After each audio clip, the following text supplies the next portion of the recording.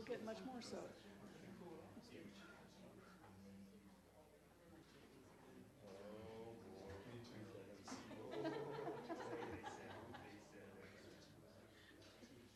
Been there, done that, but it's still warm.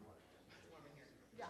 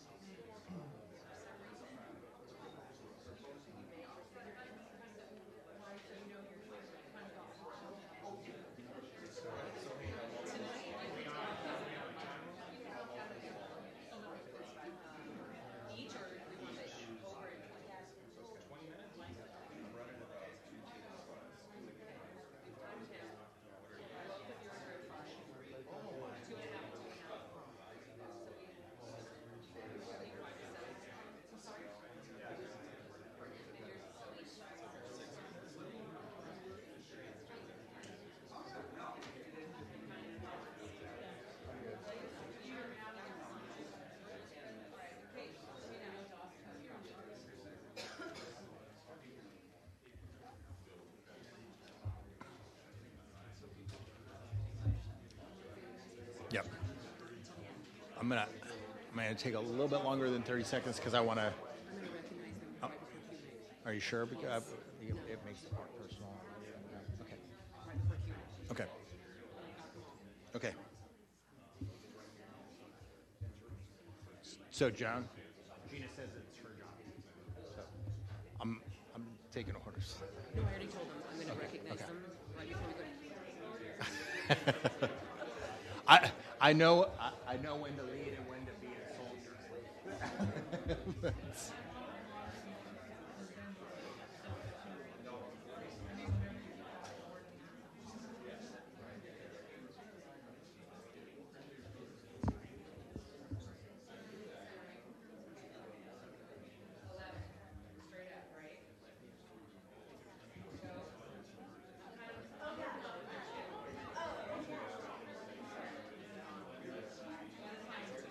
Okay.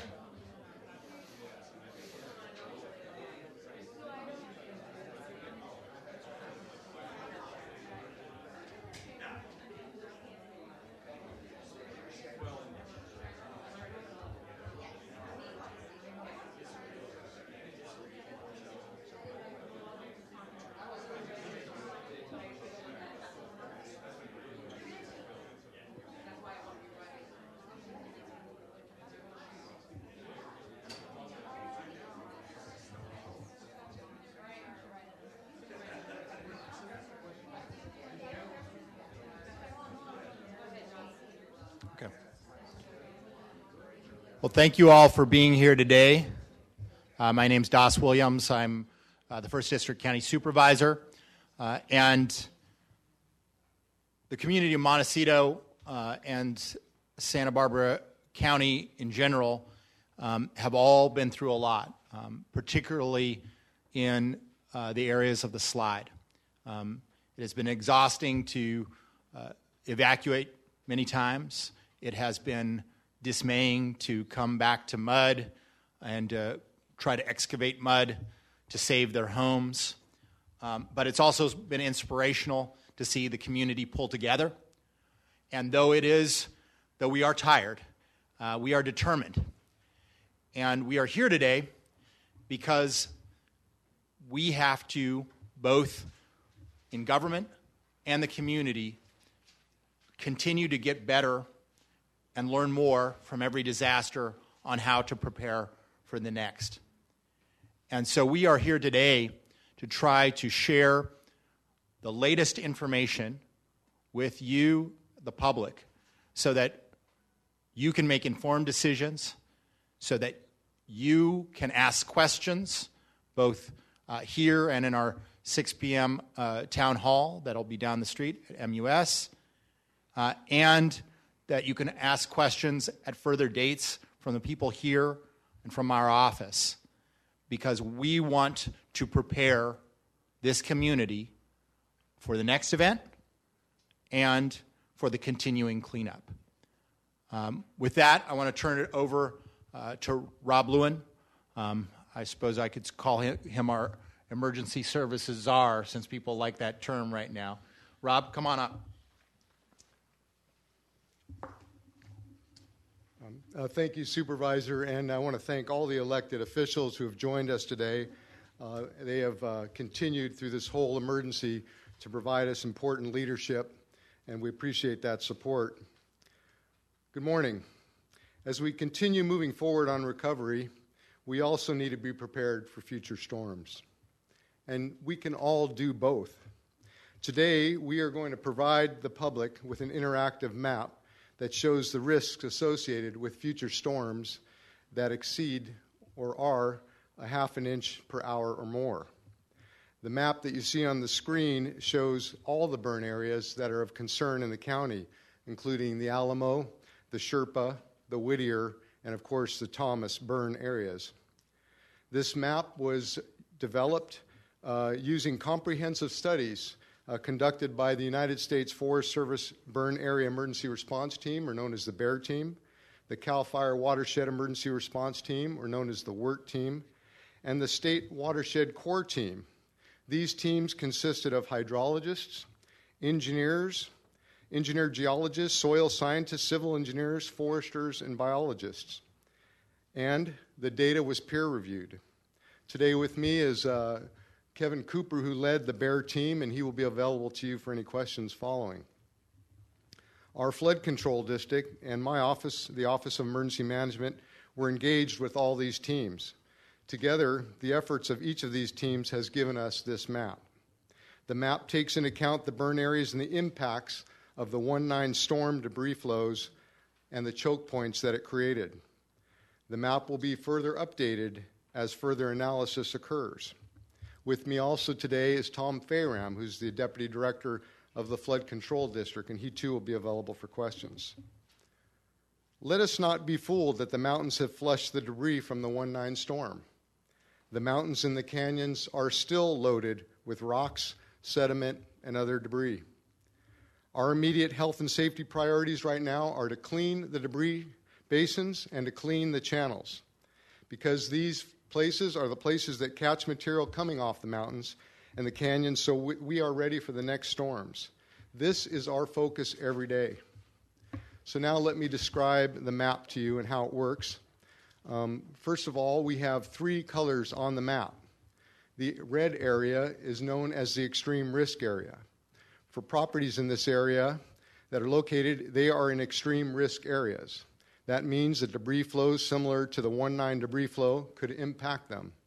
If rain is predicted to be a half inch per hour or more, they would be ordered to evacuate. They should leave immediately and seek shelter and location outside the evacuation area.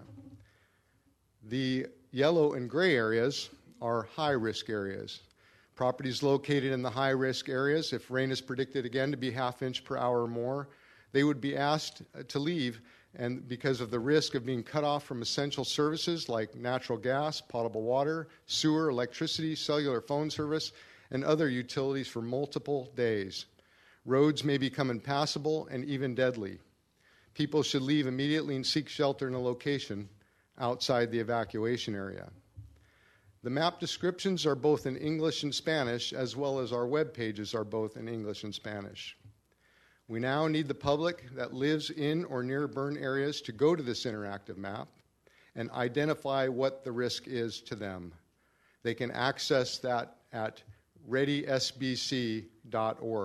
That's readysbc.org. You also need to sign up for Aware and Prepare alerts if you haven't already, and the link is also on that web page. If we can't reach you, we can't alert you. And now I'd like to introduce the Division Chief of Operations for the Montecito Fire Department and one of the incident commanders during the 1/9 storm, Kevin Taylor.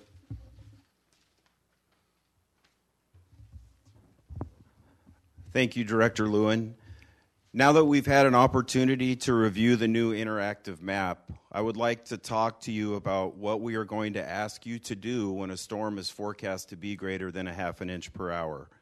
And then I'm going to describe to you what your emergency responders are going to be doing at the same time.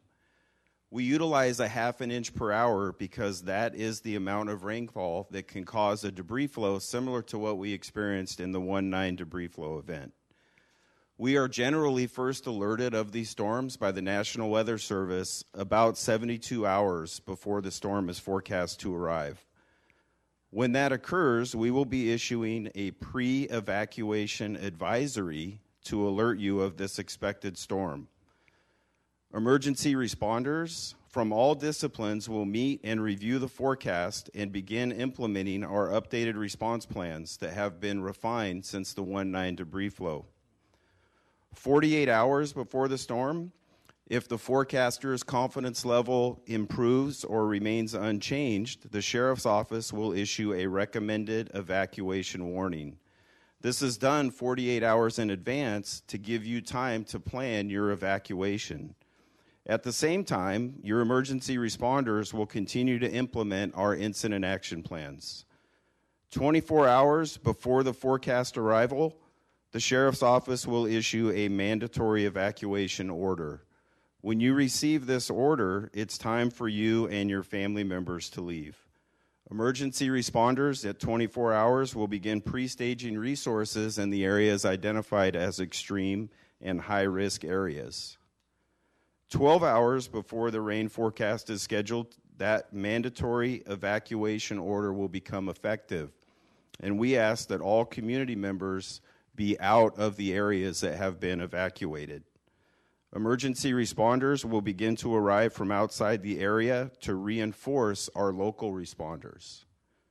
2 hours prior to the forecast storm, road closures will be enforced by law enforcement, and the emergency responders will be moved to safe locations in the extreme risk area and the high risk area to be ready to respond to the potential debris flows. As you can clearly see, our evacuation plan has been refined since the 1/9 debris flow. Our goal is to clearly communicate to you what the risk to you and your family is, what we want you to do when one of these alerts is issued, and where you can go to be safe. The number one thing you can do today to prepare yourself and your family is to sign up to receive alerts at readysbc.org. Now I'd like to introduce Sheriff Bill Brown, who will explain the evacuation process in detail. Thank you, Kevin, and good morning, everyone. You've just heard about the significant and heightened danger that emergency managers, first responders, and those who live below the various burn areas are now facing due to the damaged condition of the watershed. Experts tell us that as a result, it will now take less rainfall to move debris than it did on January the 9th. Accordingly, a strong possibility exists that we will need to call for future evacuations. The Sheriff's Office is responsible for conducting those evacuations, and that is what I want to talk to you about today. Evacuations are inconvenient and troublesome, but they are also temporary and incredibly important. Most importantly, they can be life-saving. We have developed 3 specific evacuation categories with clear definitions as to what each one means and what course of action should be taken. The 3 evacuation categories are as follows: a pre-evacuation advisory, a recommended evacuation warning, and a mandatory evacuation order. A pre-evacuation advisory means that a determination has been made that you are in an area where there is a possible risk to life or property. Community members in a pre-evacuation advisory area should immediately begin preparations to leave and should closely monitor the developing situation. If at any time you feel threatened, you should not wait for additional notification, but rather you should take action to leave immediately. The next category is a recommended evacuation warning. If you're told you're in a recommended evacuation warning area, it means that a danger exists and it has been determined that you live in an area where there is a high risk for loss of life and property. If you are in a recommended evacuation warning area, the Sheriff's Office strongly encourages you to relocate to a safer location for your own safety. While personal discretion is allowed, it is not advised. People with access or functional needs and those who own large animals should evacuate immediately if they receive a recommended evacuation warning. The third category is the most serious and urgent, the mandatory evacuation order. If you receive a mandatory evacuation order notice, it means that a danger exists and it has been determined that you are in an area where there is an extreme risk for loss of life and property.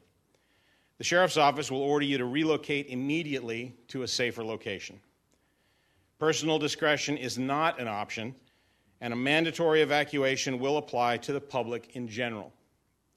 People who do not comply with a mandatory evacuation order will not be forcibly removed, but they do so, ignoring that order, at their own peril, and they should not expect rescue or other life-saving assistance after the onset of an emergency event. So to recap, there's the pre-evacuation advisory, which means there is a possible risk to life or property, and you should begin preparations to leave. There's a recommended evacuation warning, which means there is a high risk to life and property, and you should relocate to a safer location. And mandatory evacuation order, which means there is an extreme risk to life and property, and you are instructed to leave immediately. To review those terms, or for a copy of those definitions, you can please go to readysbc.org. Again, that's readysbc.org. This new evacuation terminology will be used in the future for both fire and storm-related debris flow events. But I want to make it very clear that the timeline protocol that we're introducing today applies specifically to projected storm events and the accompanying danger of debris flows. We will be using a different protocol during any future wildland fire events. It will be very important for residents to become familiar with the new protocol and terminology, and for them to understand if they live in an area of extreme or high risk. If a severe storm is predicted to hit our county, it is important to remember that even if you live in an area that is not directly adjacent to a watercourse, you may still be in a high-risk area, and we may still urge you or order you to evacuate. This would be because of a strong likelihood of you losing your utilities, including electricity, potable water, sewer, gas, cable, cellular phone service, and also the fact that you could be stranded for as long as 15 days. By remaining in the evacuated area, you could also exacerbate the problem because you may subsequently need to be rescued or evacuated on an emergency basis, thereby tying up our limited first responder resources. So for these reasons, we ask everyone who lives below the Alamo, Sherpa, Whittier, and Thomas fire burn areas to make sure that you find out what your location is, if you're in a high risk or if you are in an extreme risk area, and develop a personal and a family plan, and do it today. Consult the county's interactive map and learn whether or not you live in that area of extreme or high risk. Know where you're going to go in the event that you are evacuated. We'll endeavor to use every means possible to notify members of our community of an evacuation. But understand that depending on the timing, functionality of technology, available resources, and the size of the area to be evacuated, we may not be able to knock on every door or deliver messages to every phone or computer. And in fact, some people, believe it or not, don't have telephones or computers or read the newspapers. So we ask that you share any messages that you receive about approaching storms with your family members, with your friends, and with your neighbors. And remember, as has been said, to sign up for the Aware and Prepare alerts before a storm is underway. And you can do that by going to the county's website or to the Sheriff's Office website. I also want to emphasize that the protocol and the timeline that we have just presented to you is what we will use if we receive sufficient warning from the National Weather Service about an impending storm. But it's important to also know that there could be rare instances where a rogue storm cell hits our community and causes flash flooding and debris flow with very little warning, and there may not be time to evacuate. One such storm hit us in January of 2017 and caused extensive flooding, debris flow, and damage at the El Capitan campground located below the Sherpa fire burn area. We will be developing a comprehensive public education plan in the future that will address such a possibility to educate people to seek high ground.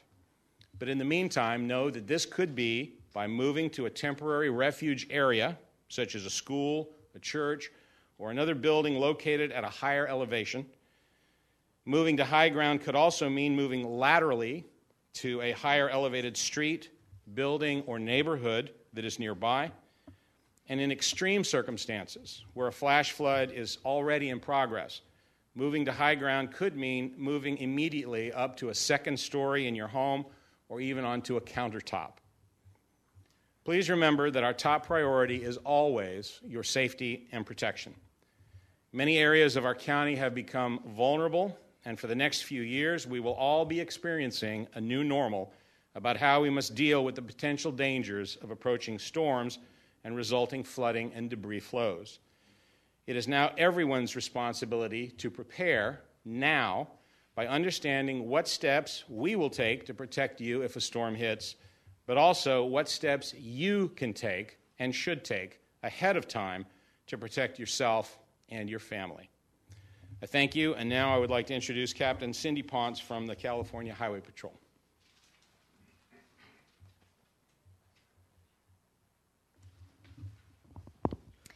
Good morning. When a pre-evacuation advisory is initially given for a storm, the CHP will coordinate with Caltrans to pre-position resources to close the 101 northbound at the 150 and southbound at Milpas, along with all the on-ramps in both directions between the 150 and Milpas. Approximately 2 hours before the storm's anticipated arrival, we will begin to close the 101 to keep people out of the extreme risk and high-risk areas. We know that this will be a huge inconvenience for everyone. However, it is necessary to protect lives. We ask that everyone follow the evacuation orders when they are given and stay out of the area until it is deemed safe. We thank the community for their continued support and their patience as we work to restore to a new normal, yet stay vigilant in our preparation for future storms. And now I'll turn it back over to Rob Lewin.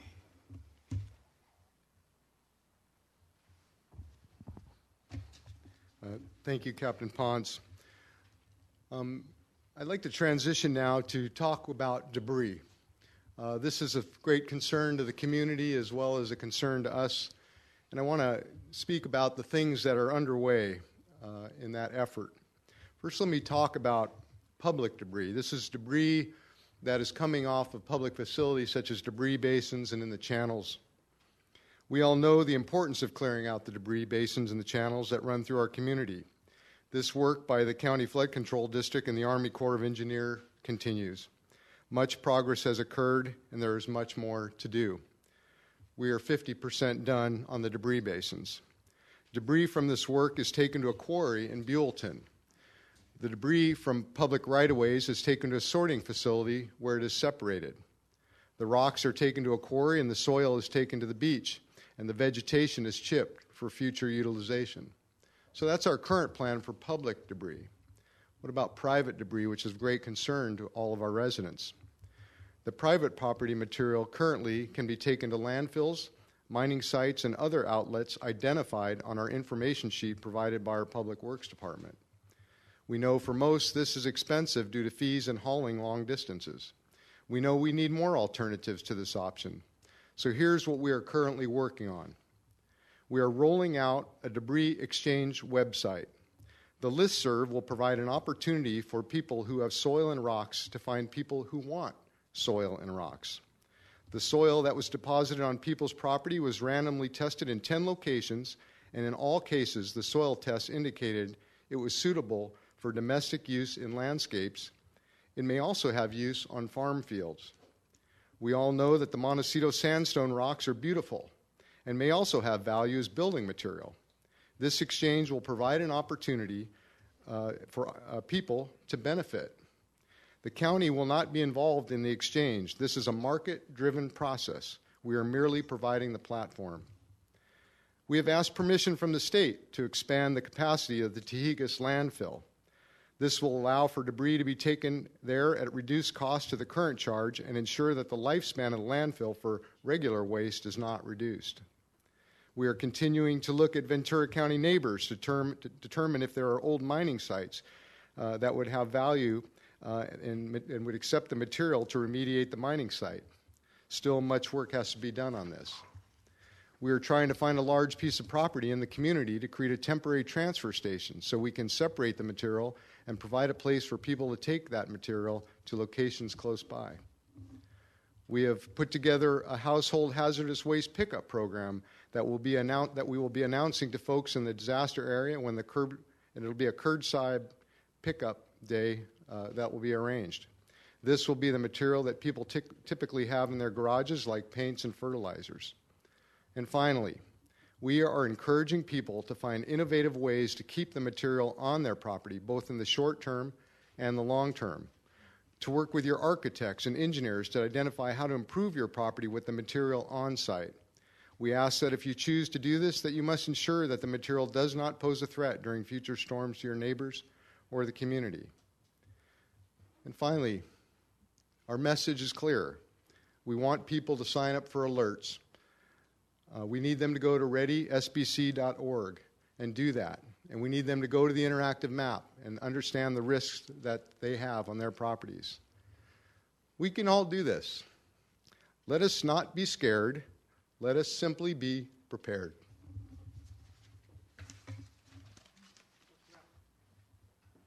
Thank you to all of our speakers. We're going to take questions from the media, but I have a few announcements first. We want everyone to know that the materials that were presented here today and that you're seeing will be posted to the website. And thank you again for repeating the web address to make sure everyone has it, readysbc.org.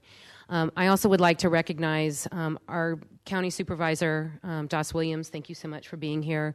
We also in the room have the rest of other supervisors from the county. So first, we've got 2nd District Representative Janet Wolf, 3rd District Supervisor Joan Hartman, 5th District Supervisor Steve Lavagnino. We also have Santa Barbara City Mayor Kathy Murillo, so thank you so much for being here today. Also wanted to quickly remind everyone that at 6 p.m. tonight at Montecito Union School, make sure I get the right address, 385 San Isidro, we have a community meeting, 6 p.m. tonight. The same speakers will be there, plus we have additional, and we'll be able to take questions from the community. And I think with that, there's one other thing that I wanted to ask everyone. You heard Chief Taylor mention it. We would like everyone's cooperation in naming this event the 1-9 debris flow. We're going to start using that. We'd like everyone else to hopefully follow along. So we have one name, and this is not just a mudslide. Debris is a lot more than just mud or water. So if you could help us in that, we'd greatly appreciate it. And I think with that, take our first question. To be clear, in the last event, there was mandatory and then there were voluntary evacuation areas. Presumably that will no longer be used. Is that correct? And would it be also fair to say that mandatory evacuation areas that existed in the previous event, but not necessarily if it happened today, would be the same areas today, right? In answer to your first question, yes. In the previous event, we utilized the terminology that we had before, which was a mandatory evacuation or a voluntary evacuation order. And in this case, we recognize that with respect to the latter category, the voluntary evacuation order, we found after the January 9th event that for some, the focus was on the word voluntary rather than on the word evacuation. And the reality is that some people misinterpreted that and believed that there was a measure of safety there that there really wasn't. And as a result, we took a look at this and have developed the new evacuation terminology, which we think is clearer in terms of the fact that an evacuation is still recommended and the difference in it being ordered. The other part of the question that you related to really was more in terms of the maps that we utilize to conduct the evacuation, which are overlaid on top of an area where a threat exists. Those are really more in terms of trying to define the area in such a way that we can let the public know clearly which streets are blocked and which areas above or to the side of them are now in an evacuation zone. And they're also utilized for us to know what kind of resources we need in terms of traffic control points and the number of people we'll need to conduct that evacuation area. We'll still be using those in fires and in incidents like this to overlay on top of lost the map here now, but in terms of the new designation of areas that are either in red or yellow here, depending on where it is. But the reality is that what we saw in the January 9th event was that the storm that was predicted and the storm that we prepared for was not the storm that we received. It was of much greater intensity. And initially, emergency managers were told by the scientists and by the Geological Survey and others that their estimate for extreme damage was up high, up near the mountain areas. And that hasn't really been out too much in the press, but the reality is that damage was estimated to be above Mountain Drive, not just above Valley Road. And Valley Road, or 192, was selected because it was an east-west arterial that was easily identified, and it also happens to be about the only east-west thoroughfare, if you will, in the Montecito community that was used for that. So we'll still have to look at those types of maps to determine where evacuation zones are in the event of fires, but we're rethinking, in essence, what's the danger exists, obviously, all the way from the mountains to the ocean based on the incident that occurred on the 9th. And that's why we've developed this plan. And the other thing is that you may say, well, if I live here, I live here, I live here, you don't show me as being in danger of any debris flow or fall, which is true, but you are in danger of becoming someone who's going to be living on an island for a while, because the potential for the freeway and for all of the streets that would allow you to get out of your home and out of the community very well could be blocked in the event of a future occurrence. So it's important to recognize that we want you to know if you're in the extreme danger area, but if you're anywhere in this community, you are at risk, a high risk of being affected by this potential event. Next question. Do I have any other questions? Tom Bolton with Newshawk. Follow-up to answer Bill gave. So do we understand that you are no longer using the evacuation zones that were used in the Thomas fire and had been set up prior to the January 9th event? And repeat the question. The question was whether or not we're going to still use the evacuation zones. We still will use that system to conduct evacuations, but it'll be overlaid on top of whatever the incident happens to be. And we'll be using it not only for storm-related events, but for fires as well. Sheriff Brown, I know the focus, obviously, you're in Montecito, the focus is on everything that's happening in Montecito, but we obviously have the other 3 burn zones. And is there concern about having resources spread too thin or being able to be pre-positioned if, for instance, the Alamo fire, which is in Rudd County, should become a problem?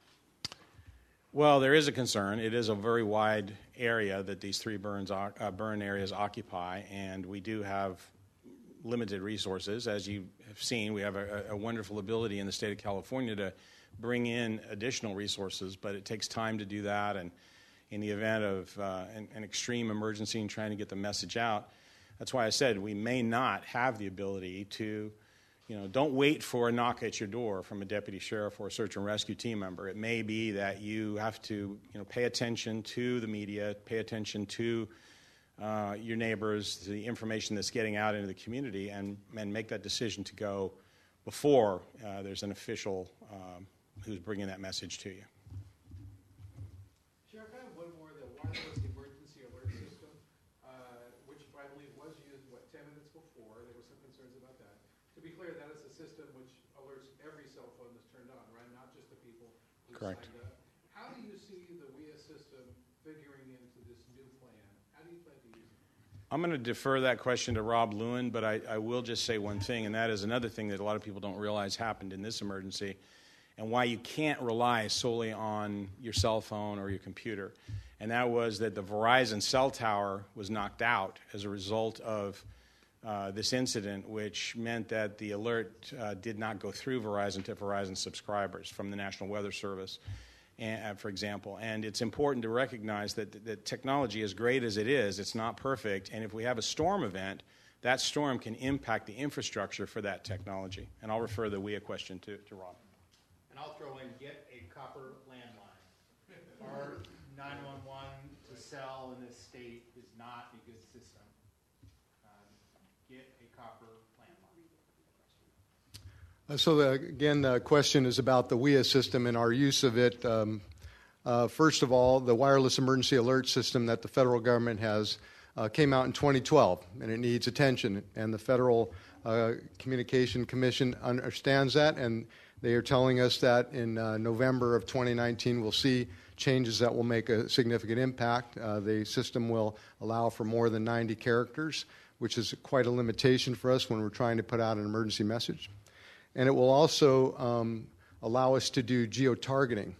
One of the current problems that we have, not just in this county but across the country, and it's affected many counties in this state, is when a WIA alert is put out, it sends that message over a vast area.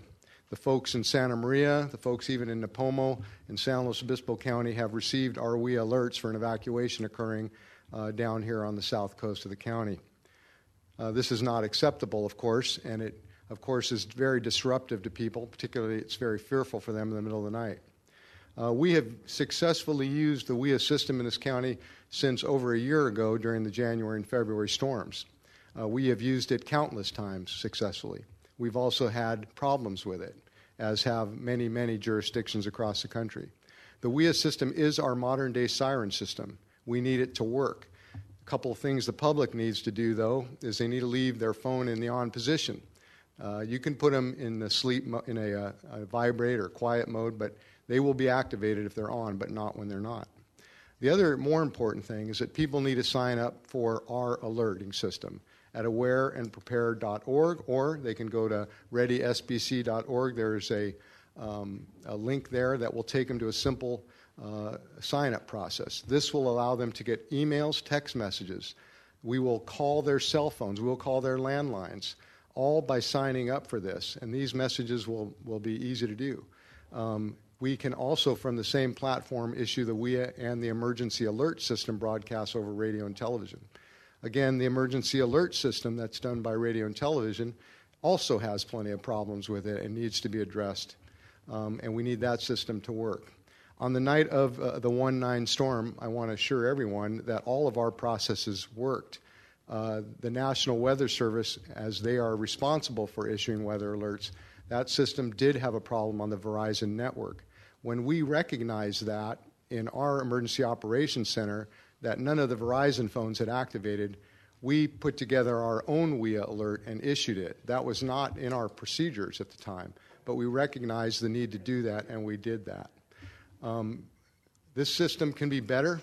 We need support from the federal government to arrange that, and we're looking forward to have that. Just one quick follow-up. There were some concerns raised that the WIA system was activated 10 minutes before the event, which may not have given people enough time to get away, but enough time to get up and out and dazed and in the wrong place, more vulnerable place.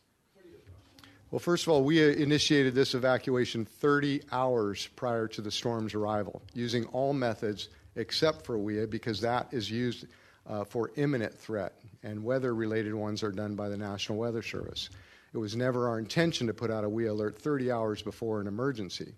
We'd used all other forms, including social media, regular media, and our Aware and Prepare alerting system, and we landlined, called every single resident in the areas from below the burn areas. So we had effectively used all of our systems, and we believe they were effective in notifying people. As it relates to debris cleanup, you said said that you're about 50% as it relates to cleaning up public areas. What's the timetable and how long you think it'll be before you're 100%? And what's it looking like with regard to private cleanup? How are the communities that are devastated looking? Is there any progress being made? So first on the public debris, I believe our target date is, help me out, Tom, March 30th? March 15th is a target date to have all of the debris basins cleared out. Again, we're at 50% on that. The channels, Tom, about how long for the channels to be cleared out? Just estimate a month. So in about a month, we'll have the channels cleared out. And that, of course, is important because the channels have rearranged themselves. They're filled in.